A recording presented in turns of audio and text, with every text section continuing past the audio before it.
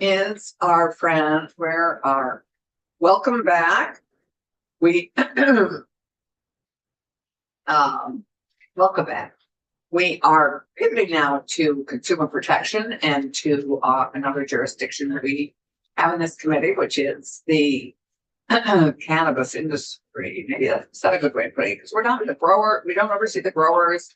We don't oversee the legal pieces, but we do oversee sort of the industry of cannabis. And as people may be aware of, there have been some changes and some movement on the federal front, and with the executive order that the president has issued. So to update us really on what is coming at us possibly and what is coming at us in real time, we have our legislative counsel, Tucker Anderson, and the chair of the Cannabis Control Board with us to update us as to what they understand the challenges of that and what we need to do to rise to meet the moment, and how we move forward with possibly a new federal framework. So I hope that tees it up okay. Well, Tucker and Pepper, we welcome you, and thank you very much for joining us and helping illuminate this moment. Good morning, Tucker Anderson, Legislative Counsel. And I'm James Pepper, Chair of the Cannabis Control Board. And I guess as an opening note, wonderful setup. And this morning should be a calming balm on any concerns about the federal interplay with Vermont state cannabis regulations. What I plan to do this morning is to highlight what has happened federally recently, what could happen in the future, what the impacts on state law would be, and then to set up a few discussions that the chair has asked me to tee up specifically around things such as regional compacts related to cannabis regulation. And I don't know, any other commentary? No, I mean, I think what I would like to do is talk about some of the implications to our Vermont market of the various pathways that are starting to kind of form. I think, no matter which way the federal government goes, it will have an impact on the Vermont market. And, there's some things that are set to happen in the short term. And, looking at the long term, it's a little bit unpredictable, but we have this golden opportunity right now to prepare for interstate commerce. That is sort of how I'm viewing it. It's an opportunity to prepare. Great, take it up, Renee. Well, to start with the issue that you teed up initially, the executive order from December 18th related to increasing medical marijuana and cannabidiol. Did I pronounce that right? Cannabidiol? Yeah, cannabidiol. That's CBD. Cannabidiol. Yes, very good. I had to try it at least once before I shortened it to CBD for the remainder of the presentation. This is my first time presenting on this issue in this committee. So just say it one more time for Trying me the here. drug ones or trying to pronounce it? Trying to pronounce it publicly. There is an AI scribe that takes every moment of my testimony in legislative committees and turns it into newspaper articles. So I will refrain from commenting on my personal experiences, and I won't try it again. We'll say CBD. And the larger issue that you've brought up is potential reclassification, and I'll emphasize the word potential and upfront state that there's an unknown timeline associated with this, that there have been efforts around reclassification that are more than a year old. I think May 2024 was when this process originally initiated. And the executive order pushes for an accelerated timeline around reclassification from Schedule 1 to Schedule 3 for cannabis. So the executive order directs the AG to take all necessary steps to reclassify cannabis to Schedule 3. This really, 3 legal consequences: opens research opportunities around marijuana at the state level, allows state level operators to deduct certain business expenses from federal taxes, and may expand accepted medical use. But a lot of that is contingent on rules that would be altered or adopted by other federal agencies. So something to keep in mind is that the current process is not siloed. It involves multiple stakeholders. And we're talking about primarily a DEA process with the Attorney General that started in 2024. So now the steps and timeline that's involved here. First, there has to be a final rule drafted. So Has to be what? a final rule drafted. Then there's interagency review of whatever the final rule is. And finally, publication of a final rule in the Federal Register and an effective date. And in between, there could always be congressional action around this. Interestingly, if it is interesting, the two appropriations chairs on the House and Senate at the federal level, when President Biden, former President Biden attempted to reschedule, or his AG attempted to reschedule, they put a rider into both the continuing resolutions to block that effort. So Congress can very easily get involved in this decision. However, those same two chairs have removed that rider from all the funding bills now that it's happening. Yeah. Which has implications right there. Right. So it's looking like there is a glide path to moving to Schedule 3. However, the first process was held up in a number of different lawsuits as well. So and there was a disagreement between HHS and EDA as to how to determine whether there are current medical exceptions for cannabis, which is the threshold question, or whether something should be Schedule 1, 2, 3, or 4, or 5. And as we begin this conversation, is everybody clear on the distinction between Schedule 1 and Schedule 3? Or were you going to touch on this? It was not part of my outline, but Just briefly, Yeah. Schedule 1, Schedule 1 means no currently accepted medical uses and a high potential for abuse. All the rest of the schedules have at least one accepted medical use, which is determined by the FDA. And then varying degrees of abuse profile. So one being most restrictive, 2 being a little bit less restrictive. 1 has heroin, ecstasy, MDMA. 2 has cocaine, fentanyl. 3 has things like Tylenol with codeine, some basic steroids, things that oftentimes have a prescription. thank you. Okay, the HHS analysis and the executive order focused in on cannabis and cannabis drug products for treatment of chronic pain, but also for illness associated anorexia. Right. It's kind of like the medical use focus.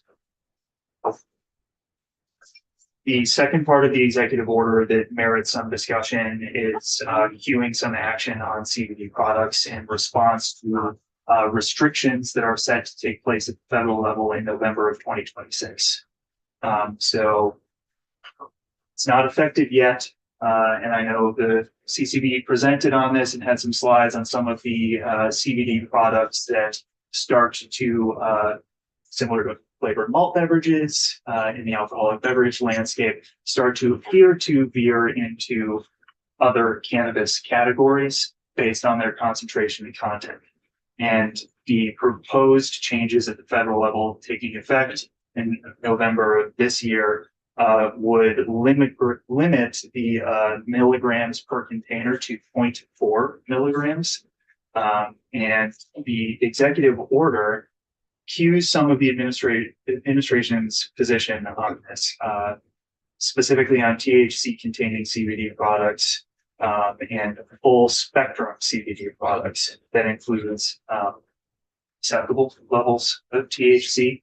And there's a bit of an unknown there that is worth flagging for you all, which is if there's going to be some amendment to this definition of what CBD is that involves tinkering with that milligram per container level, would that have an impact on the products that are available interstate containing certain levels of THC to Vermont consumers? and currently, just to remind us, who don't necessarily keep this in the forefront of our brains, what is the current Vermont level?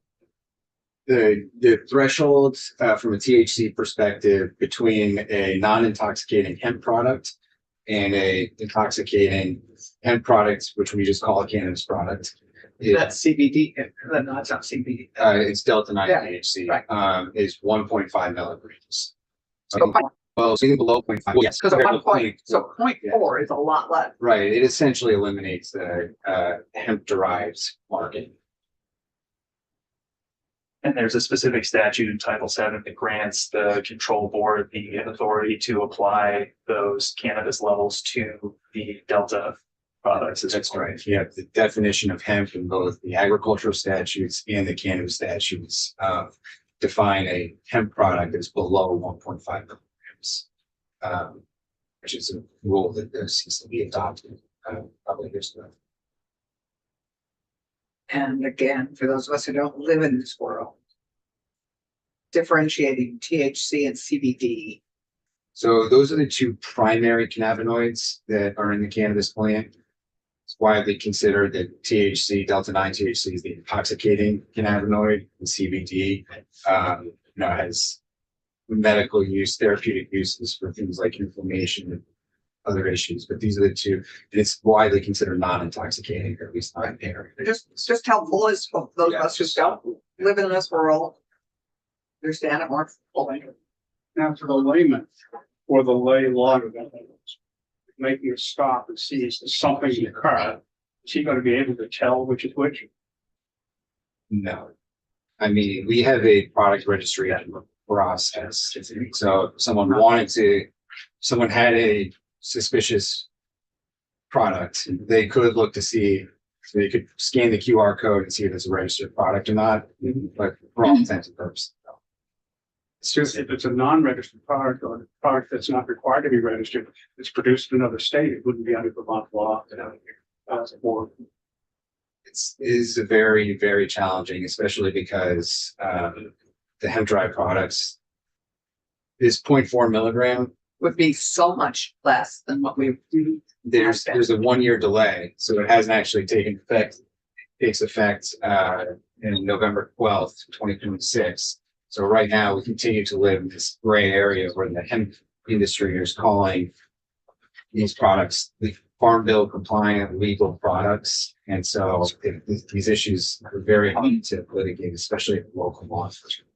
So this is why we're having, because the implications here are big, Right. for everything, for all products, all beverages, how we do business, how we bank, well, the whole 9 yards. That's why we're having you need to set us up here. is your And then- proposal that we just simply stop regulating this for a year until the federal government can straighten it? There is a desire amongst the hemp industry in Vermont to have a regulatory home. They are convinced that there's going to be a fix, especially, with this executive order where President Trump directed his administration to work with Congress to establish a allowable THC threshold for hemp products. There's a feeling that this is going to there's going to be a legislative fix federally that's going to kind of open the floodgates to low THC hemp products. And so there's a desire in the hemp industry and the agricultural community to get ahead of this. Is it realistic that there would be a fix within a year, given the fact that you have to adopt rules and all the things that go along with it?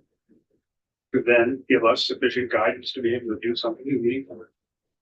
Well, I think that what we can do is there has been a hemp pilot program at the Agency of Agriculture for a number of years. They've suspended it, but they have rules in place. They have, they've since kind of evaporated, because they suspended the program. But we could theoretically pick up the ball relatively quickly. And the nice part about the hemp industry in Vermont is they are holding themselves to a higher standard, even without a regulatory authority overseeing them. They're almost all current good manufacturing practice certified. They're making products that are compliant with the CCB rules. They're testing their products. They're begging for a regulatory home to legitimize what they're doing in this kind of absence of any agency overseeing it. So we have the infrastructure in place that ag developed in 2020 that we could kind of switch back on, see, kind of add once the agency back in motion, wants to kind of get back into this space.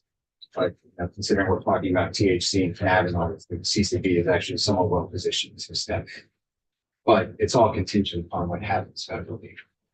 If this point forward raising effect, there is no anything to say. I was gonna say, right, so let's keep going, because I think we have to begin to appreciate some of the huge challenges that we face with this and the opportunities. And to get back to one of your questions about the distinction without a difference and some of the regulatory and enforcement challenges that come up here, one of the solutions that you tiptoed into here is ensuring that Title VII provides the CCP with adequate regulatory flexibility.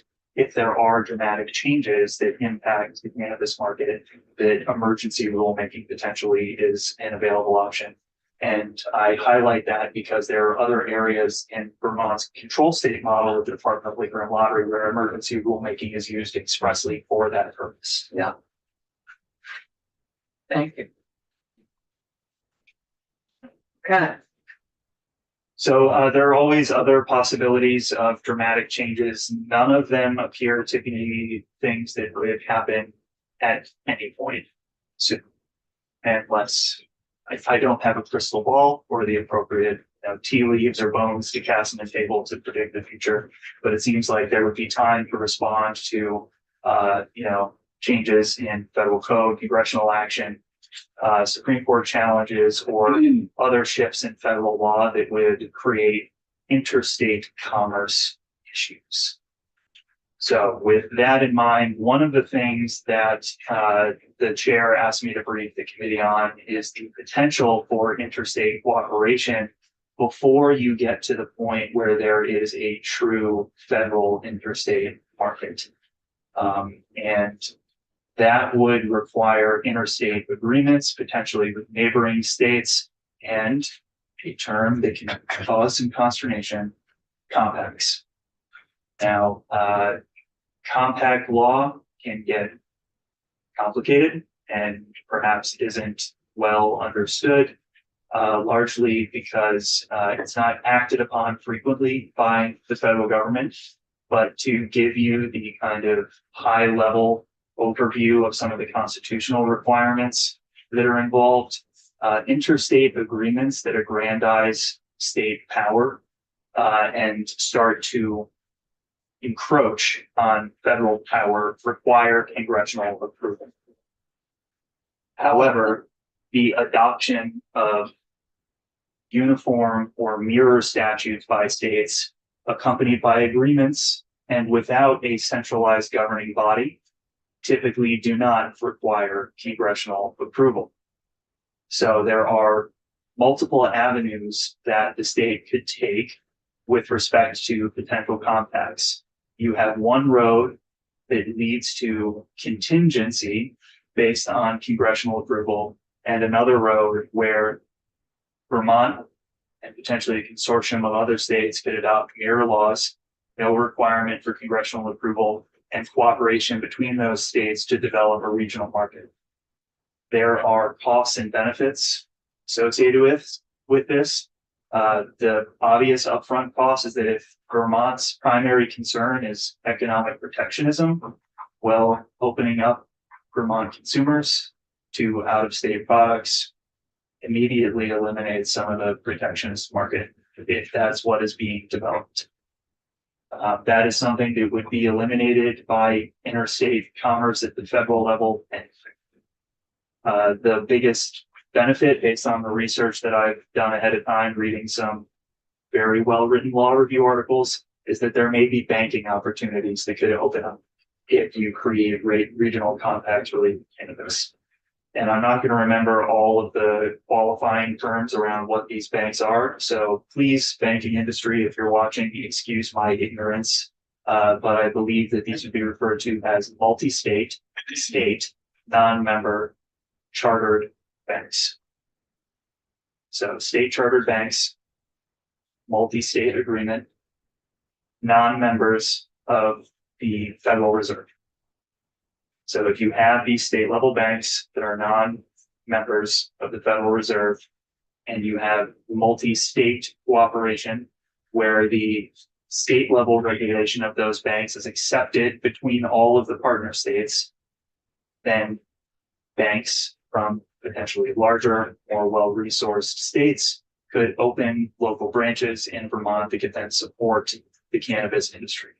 That's the basic explanation of that 1/4 in the potential regional agreements.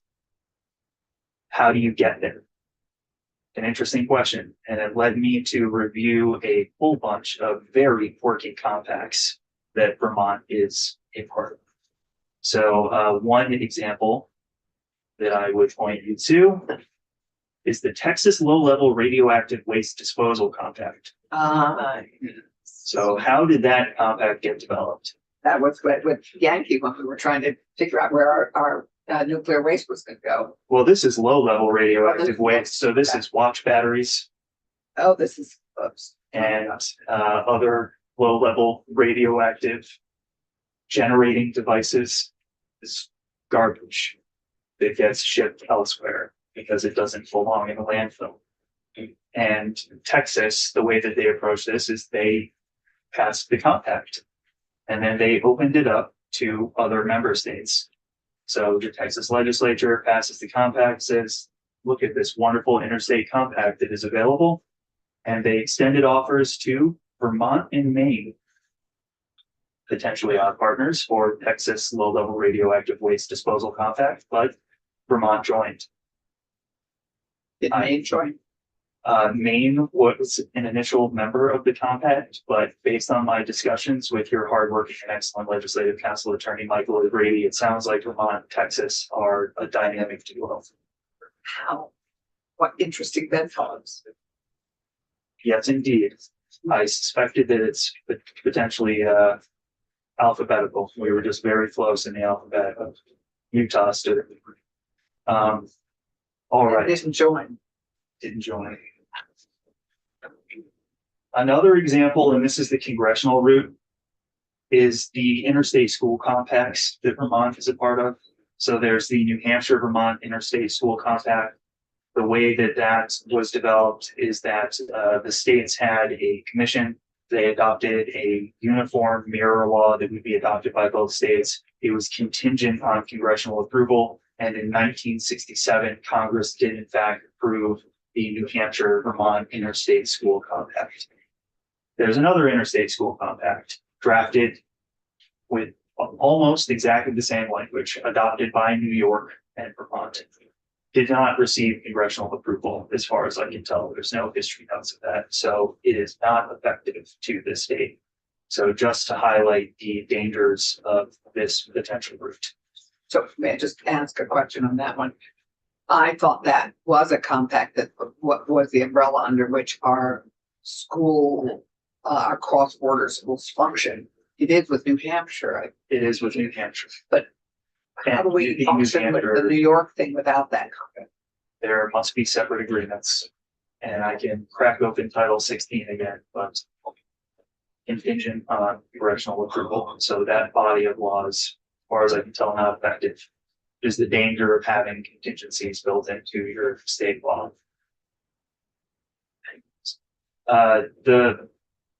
A strong potential origin point at regional compact is the direction you would like to head in as a committee, or you're interested in heading in, is to create a exploratory committee or commission that initially appoints members from the state of Vermont, and not the law, but the commission, its existence would be contingent on appointments from other states. So you create the commission, appoint Vermont's members, and say this commission will exist contingent upon appointments from Maine state, New York, Maine, New Jersey, Right. Ohio.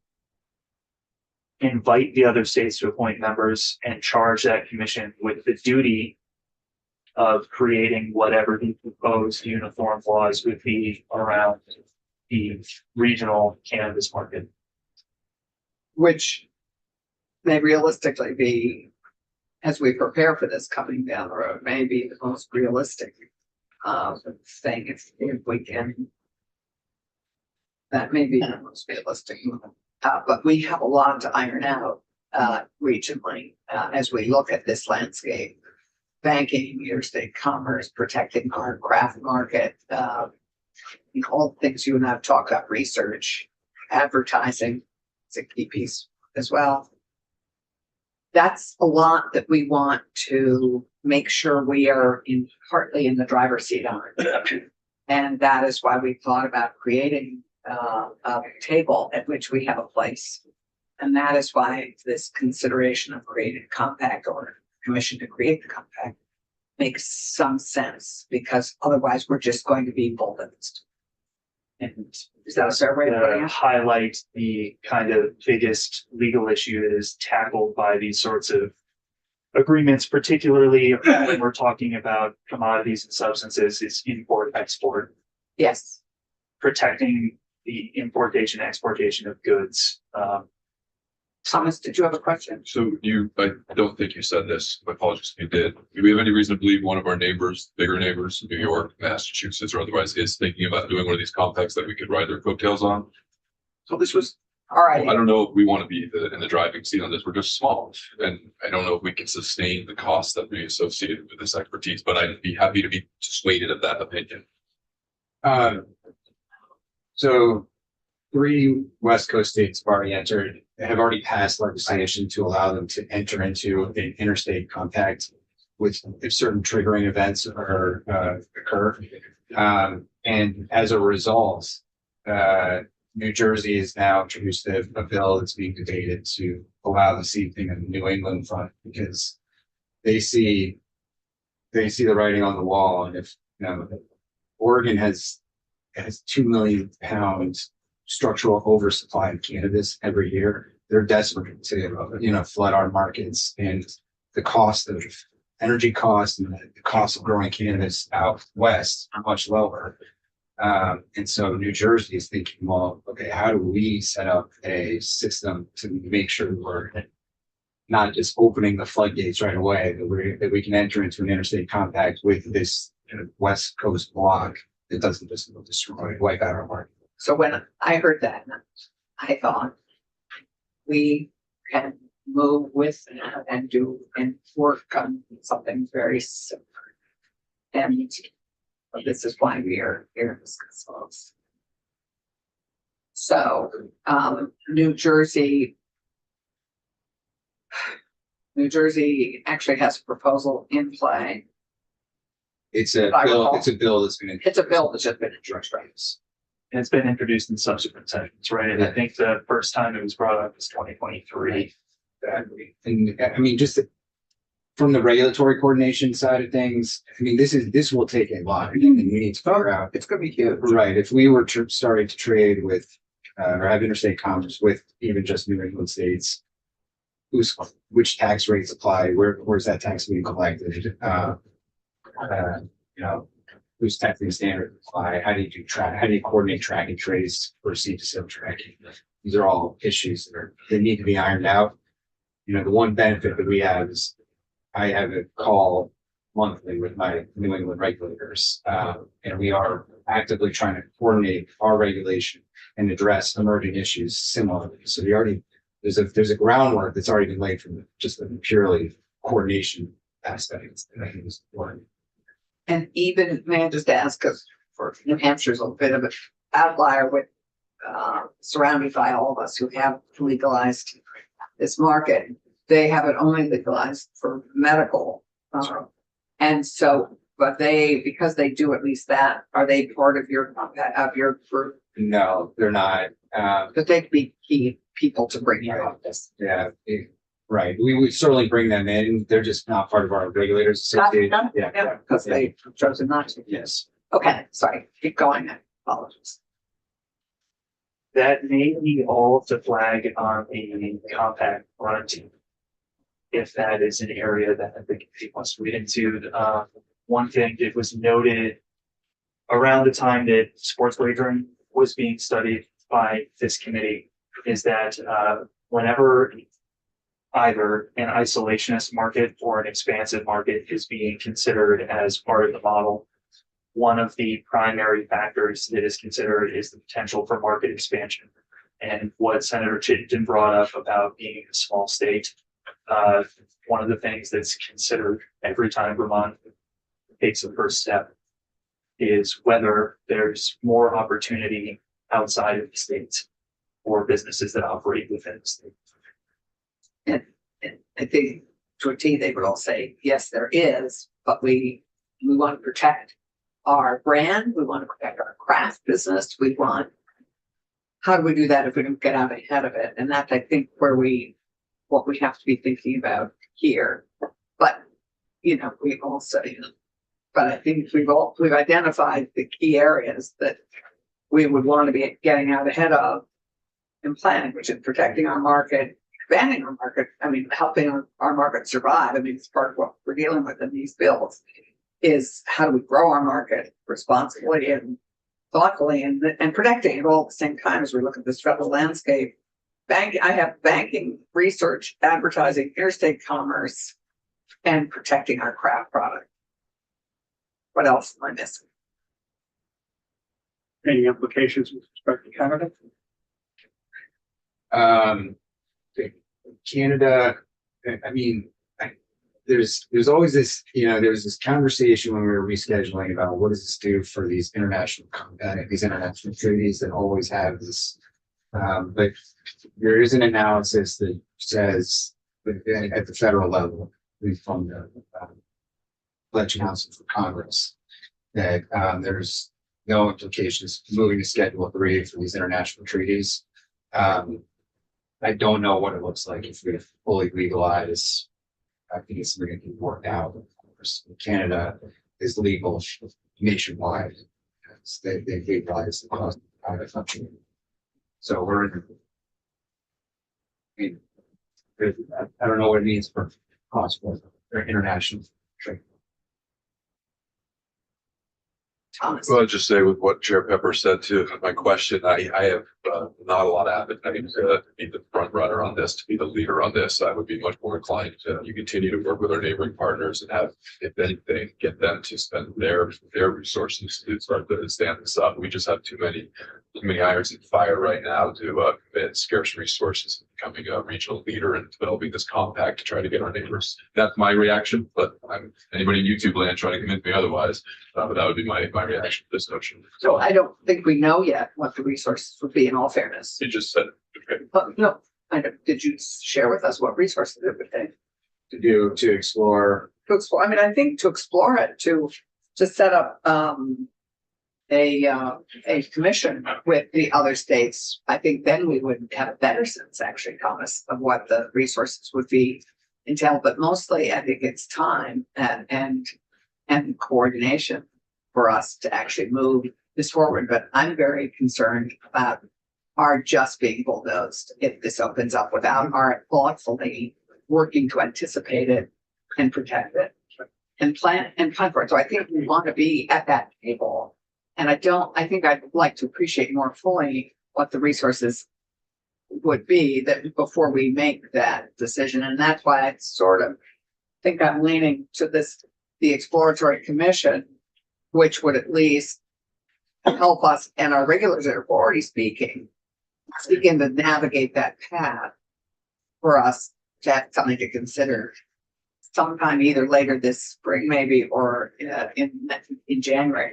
But I think this may hit us before that. Are any of our neighbors are trying to set up the tables? Only in the sense that we are meeting with each other, but it's more around statutory, regulatory alignment regionally. It's not really about in our track and trace systems be compatible with one another. If there is interstate commerce, who's going to be taxing what? So if you're meeting regularly, I think, just to tag on to Thomas's idea, I think, or at least Thomas's concern, I would think that the natural thing to happen would be for you to actually put this antenna up and ask, who has the appetite for this? What would it take? And what's our time frame? Because I think our time frame is actually quite tight. If this is all coming down the pike, or at least a piece of it, in November, we need to move. And, so I would, and I hope, I mean, I'm just curious about if the committee would agree, but I would hope you would raise this as a possibility with your fellow regulators and maybe with New Hampshire too, whoever oversees that market. And ask who has the appetite for moving forward, doing an exploratory commission on what would be needed to go to Thomas's concern. I think that's a fair concern.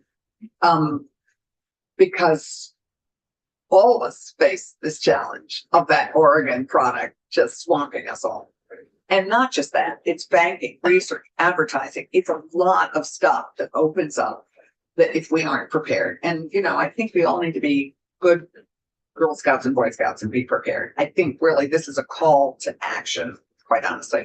If we've taken such pains to develop this market, we either have to decide we want to protect it or we want to just let it be obliterated. And it will be, I believe, if we don't actually put our toe in the water here. I mean, am I wrong on that? No, not at all. I mean, the one X factor that we didn't talk about, you know, there's the, you know, rulemaking pathway to interstate commerce through the DEA and Department of Justice.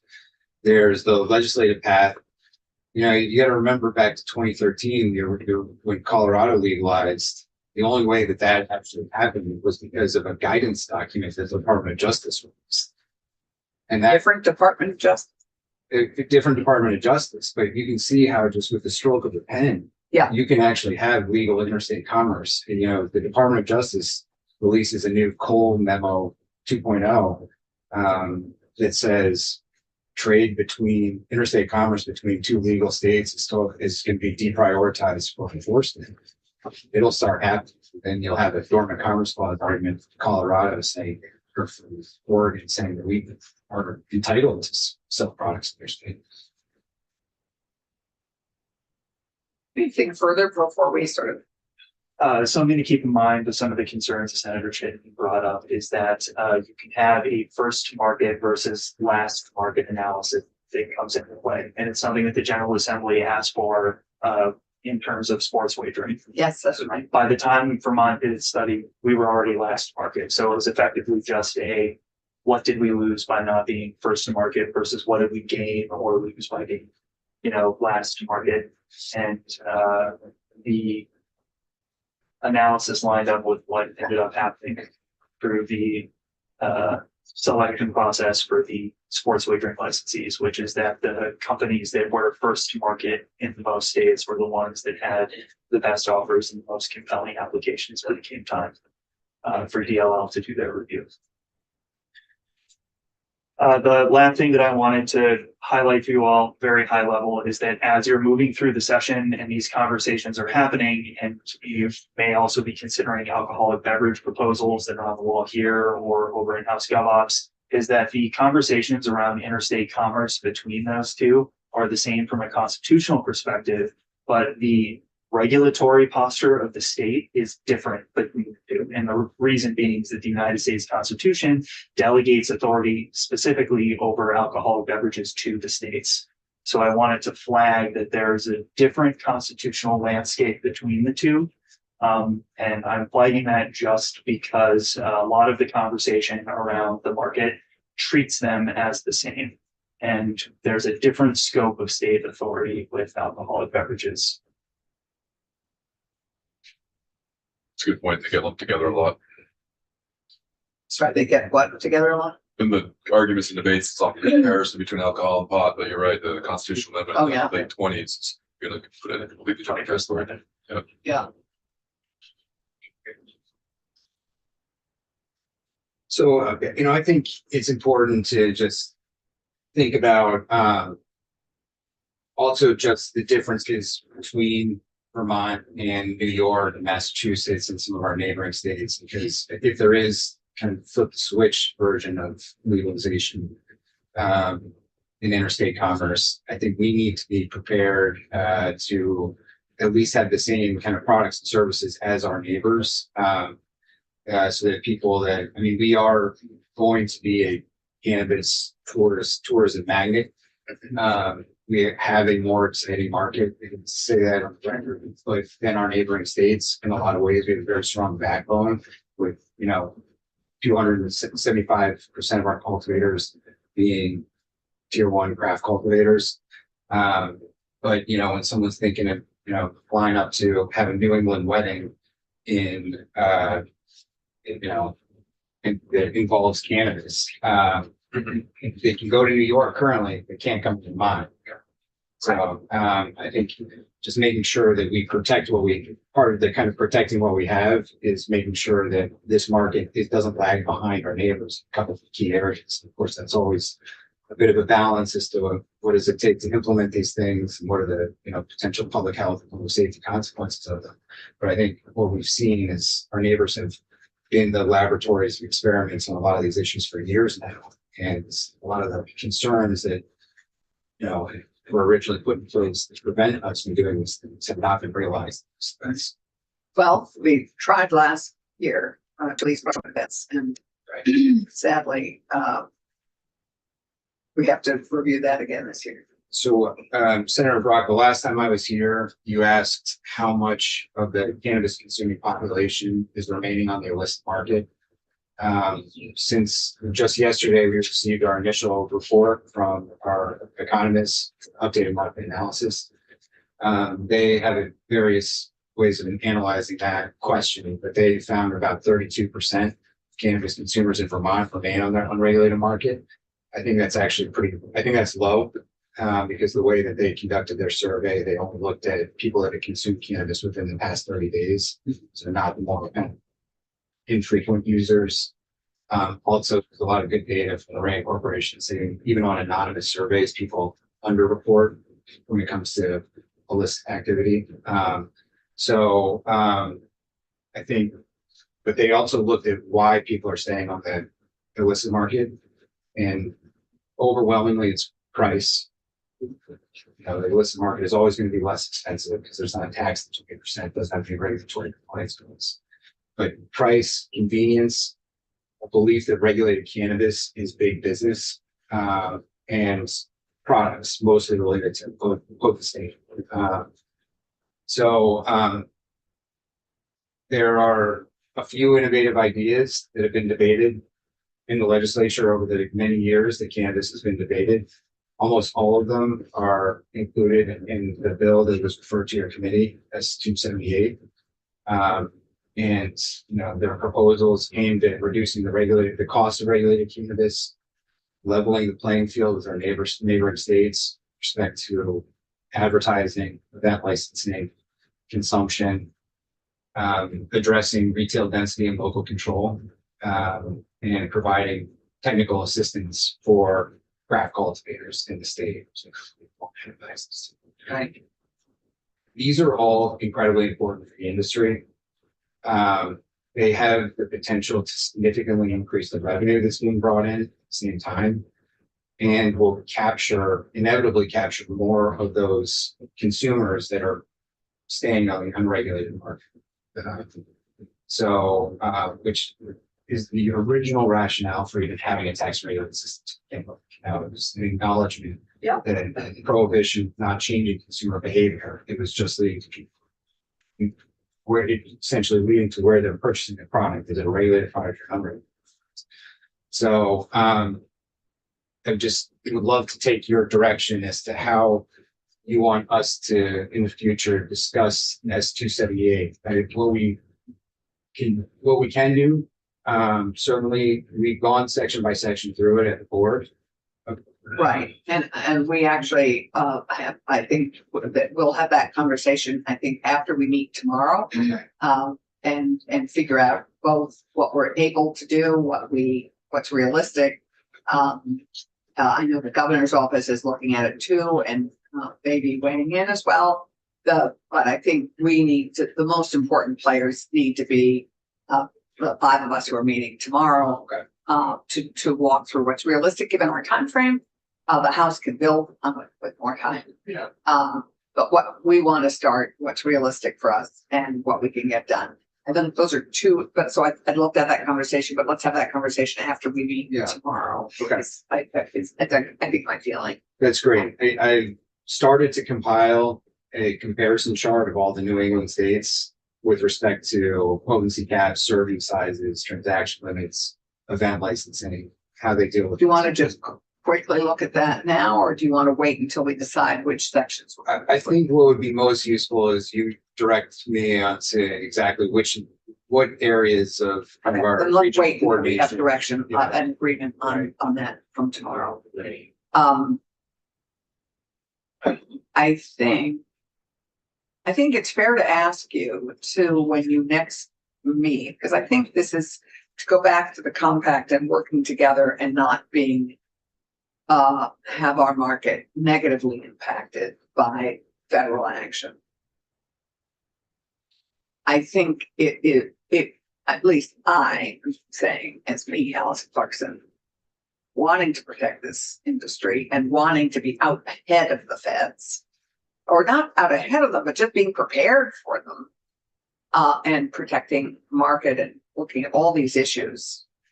I would really like to ask you if you would initiate that conversation with your regulators to see what their appetite is and what are their concerns, because I think they'll all have similar concerns.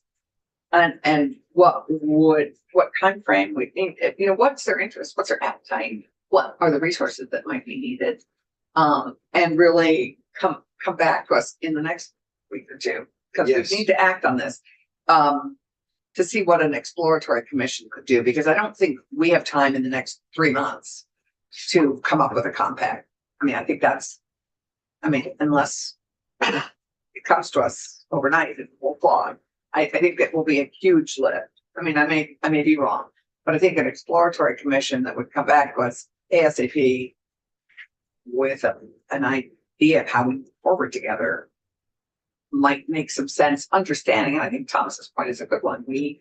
Your staff is small, our budget's small, our time is limited. What's realistic for us to do? But I think it would be negligent of us to not prepare for this moment. Is that fair? I can do that. Yeah, we're in very close communication with our neighbors. So even if it was calling a special meeting to discuss this, because everyone in New Jersey's talking about it, everyone is concerned now that this executive order has happened. This is not like no one's paying attention. Everyone's paying attention. And I just think, and given how close the time frame is, I think we need to, no matter how you feel about cannabis, I mean, I think this is a moment in time that we need to rise to the challenge. Is that fair? Fair. Okay. Hmm. David, thoughts? Thomas, thank you for your thoughts. I think those are helpful. And No, just curious when we'll start discussing S-270. in the next week. And once we're clear on the sections that we're going to be taking up, and Pepper obviously will be in touch with you about that, and Tucker, our days are probably Thursdays that we'll be doing that. And we are starting this in the Senate. And so we need to start, we are open time next week. But if you could have that conversation. With your partners in Absolutely, crime, yes. I mean, yeah. as you can imagine, the issues Not come a up. crime. Not with your guys, it's a crucial with your partners across our region. Yeah, I absolutely will. I mean, the issues come up fast and furious, every day, because it's not just the New England folks, it's the entire 26 states that have adult use, 40 that have medical use. We're in constant communication. Well, and I'm just very concerned about the West having already gotten there. 3 states, is it 3 states that's already joined? They haven't joined yet because it's triggered. They don't want to be It's involved in a triggered by action. conspiracy. Yeah, Right. but they've all figured the triggers out, and they've quietly been coordinating on. Yeah, they're way ahead of us. Right, That's they're a frustrating. number of years ahead. So. They always have been on this issue. On this issue, they have always been.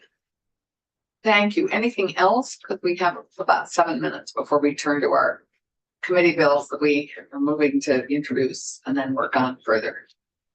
We have a bill, we have a vehicle for this conversation, so thank you. And it's a grand vision. take, If I could submit that we move forward into the next agenda item, the superintendent's over at the plaza. I got a little lunch today. Oh, I gotta we think actually too, I do gotta- that now. the superintendents, well, they are? Did you guys, are you the only ones invited? I have a different thing. I gotta go like soon. Sure. I have a meeting. Yeah. Okay, then let's, gentlemen, thank you very much. And thank you for your thought. I mean, because we're sort of waiting in a new territory. I think we all appreciate your time and effort on this. And I know there are lots of people watching and more to follow. So thank you very much. Okay, great. Would you be kind enough to let Ellen and Cam know that we're moving on this right now? And I'm sure, I'm sure about the for higher education, Oh, yeah. representing Vermont State Senate. We have our legislative advisory committee here in town. It's at Newton. okay, 15 minutes away, so I go here very soon. Sorry to keep having to leave this week, but it's You're just fine. It's Thomas? gonna take off soon, but y'all can pass these committee bills out without me. No, we need you. We need your vote. So, these are committee bills. I just remind us, we have two that we're looking at. All we're doing is getting them referred back to our committee for further work. We are looking and anything is possible. So I would ask us all to view this as a template for work and not anything cut and dried yet. More, there's much happening. So, I would ask, you've all been given the two latest drafts of which have these. Let's start with economic development bill, which is 15 pages as opposed to 25 pages. You were sent it last night by Rick Sagal, and it has all the changes that we agreed to. It includes, and again, it is just a draft blueprint for our work for the next few weeks. Our objective is to get this out by crossover. If people want to testify, I would ask, thank you, Rick Sagal. We're talking about your bill. What's going on? Okay. Thank you for this latest draft. And so again, with both these bills, these are blueprints for discussion. And I don't know if that a way to describe it. And for us Trying to figure out what cut. Rick Taft. So, Rick, would you like briefly to chat about what changed? I'd be glad to, yeah. Language on some things, we incorporated your idea of the work that needed to be done by Department of Economic Development. Going to the task force, we worked on improving it enough, and we can continue to work on improving. But a lot of things got taken out. No, I don't think we took out a lot. That's good. Okay. Thank you, Thomas. Just for me, Good luck. Rick Sagal with the Office of the Legislative Council.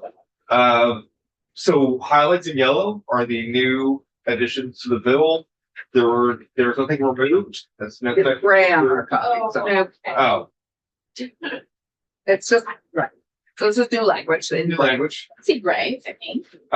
Yeah, different color, different. Oh, we're on the economic development bill. We're on draft 26-0759, 2.1. 2.1 Oh, at 8 a.m. The key thing, 8 a.m. right. I'm sorry. Here you go. It's old. 8 a.m. Just take that. Well, okay. And the other ones should say 9:10 a.m. What? Okay, so let's start the housing. Oh. Let's start with draft 2.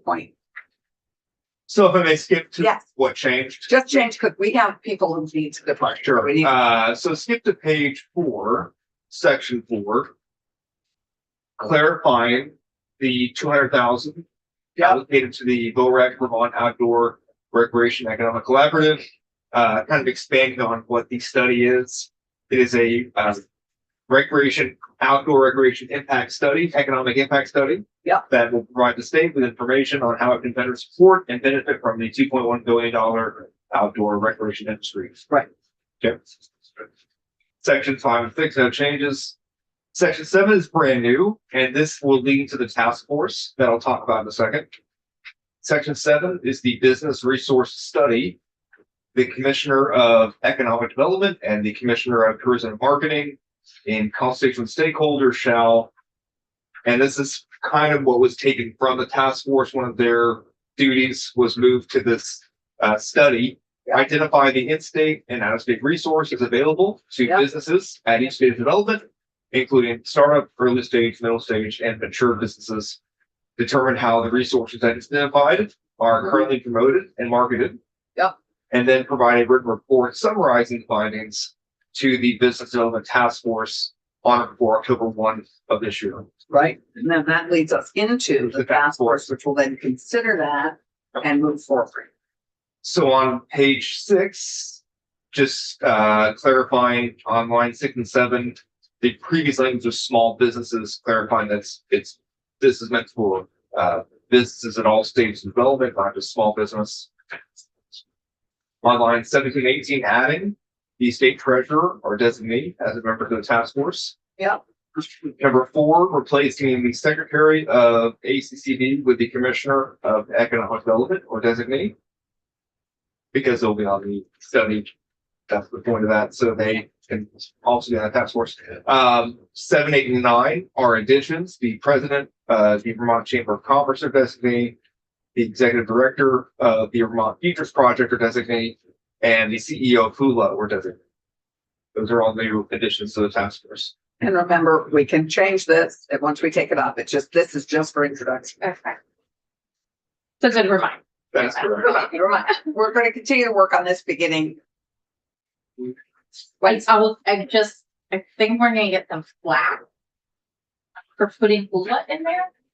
I love hula. Yeah, I know, but they represent so many businesses at different levels of startup. Right. That was a placeholder for somebody like that. Yes. No, and I don't know of another incubator of their size and scale. Exactly. But I just wonder if even as a placeholder, Okay, well, we we'll could discuss it. say, Yeah. So I'm very sensitive to when Burlington, gets considered to be getting special treatment.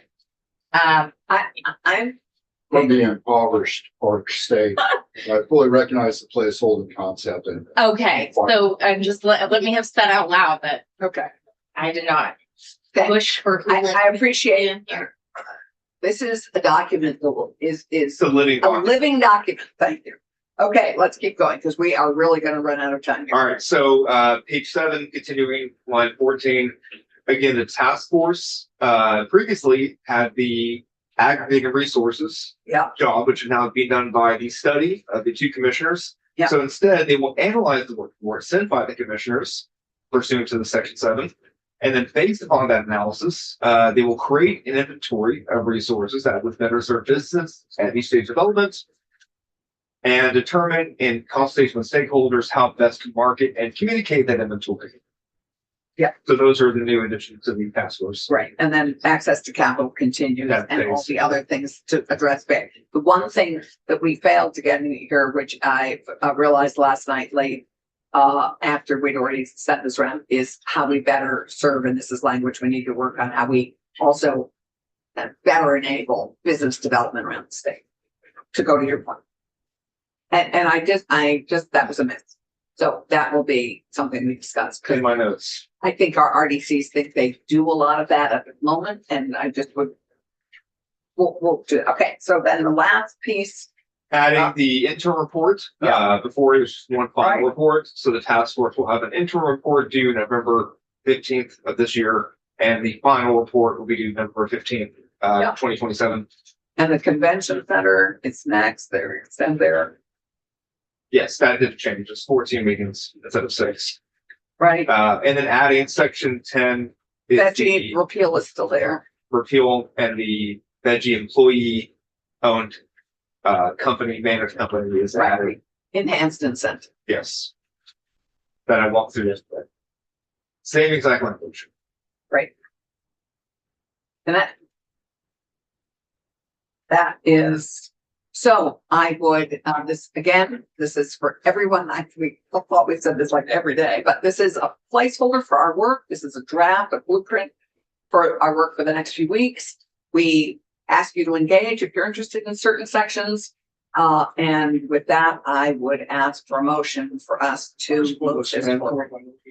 What? What is cool stand? That's just the name. It's a name. It's Yeah. not, it's not, It's the it's not, big- it's just an acronym. Yeah. Russ is the West Coast. It's not an guy. acronym, that's something. The West Coast. Yeah. Yeah, no. No, it's, yeah, Dave, So moved. thank you. Second, do we have a second? Second. Right. Would I ask the clerk for Rutland, Yes, ma'am. not impoverished? Can be, but a wonderful can be, to be kind enough to call the roll. Yes, ma'am. Any more discussion? Oh, any more discussion? Thank you. Yes. Yeah. So I have many reservations about the bill, the content, the spending, et cetera, but I fully understand we need a placeholder to continue this discussion in the committee bill. So I'm going to support it. I do have many reservations. I appreciate and thank you for sharing. We've already heard some others. I think that's what this committee process is all about, but I think these are the biggest issues we have at the moment we can address and hopefully have action by town meeting, so we get to that. Thank you. Senator Rocker. Yes. Senator Chittenden is absent. I'm marking as such. Senator Robinson. Yes. Senator Weeks, yes. Senator Clarkson. Yes, So 401. thank you. I'll have you sign this, Madam Chair, so I can take it to. Right. I think. If you take it back, I think Yes. to let council, Yeah. Pam, can you join us? Because these guys are gonna leave and I want to just cruise through our, so thank you very much, Rick. I hope you're feeling better. But. Did you sign the box? It's on top left. Ah. Top left. Top left, okay.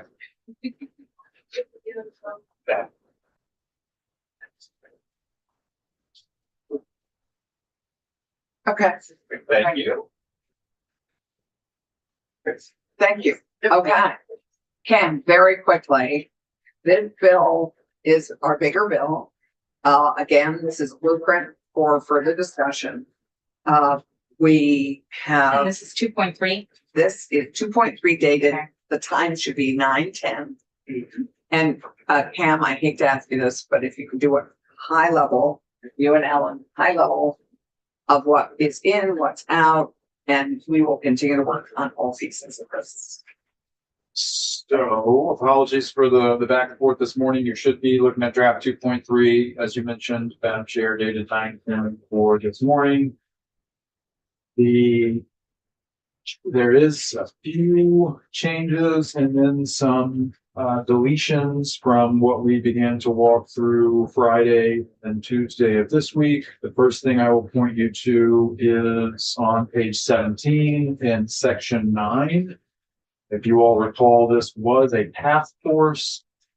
I had highlighted some concerns about it being under Vermont Housing Conservation Right. Board, They with highlighted the Dale, same and with concerns. others. Yes, so this has been slightly retweaked. It is now under the sole, authority and oversight and management from the Department of Aging and Independent Living. So it moved from VHCB and statute over to 3 BSA 3098, which is where it should be appropriately for Dale. And then it's now a advisory council instead of a task force. So there's some slight tweaks to the language in sub A. So it's created for the purposes of identifying opportunities for increased alignment between human services programs and policies serving individuals who receive Medicaid funded developmental disability services and housing capital and support services programs. So my understanding is this is some language that has been worked on from some external stakeholders, including VHCB.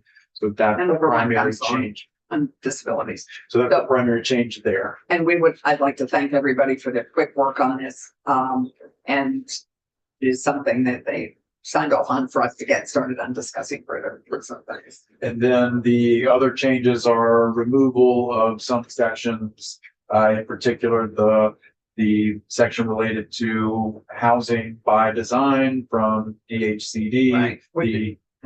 the interim exemption, extension sections, and the opt-in, opt-out sections, those have been removed from the bill. Right. And then we've done some cleanup of the purpose statement and subjects, et cetera, to reflect the fact that those things have been removed. So now fully in our lane, we have asked that as a result, this bill will not be committed to the Senate Natural Resources and Energy Committee.